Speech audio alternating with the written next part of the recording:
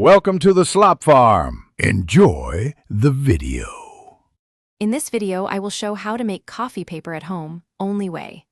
Gather used coffee grounds, recycled paper, a blender, a tub, a decal, and a sponge. Tear paper into small pieces and soak until soft. Blend soaked paper and grounds with water into a smooth pulp.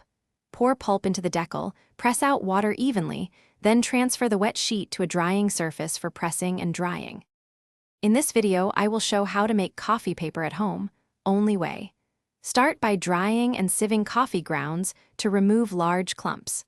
Soak torn recycled paper in warm water for 30 to 60 minutes until fully softened. Blend the soaked paper and grounds with additional water into a uniform pulp.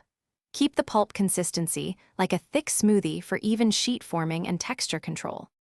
In this video, I will show how to make coffee paper at home, only way.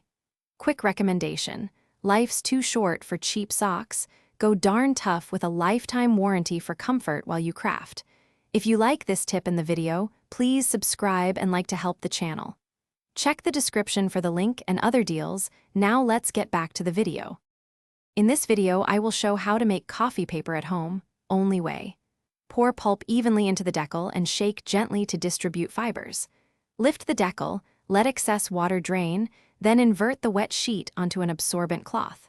Use a sponge to press out surface water and smooth the sheet.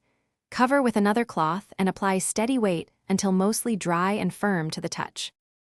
Thanks for watching. Consider subscribing if we helped you today.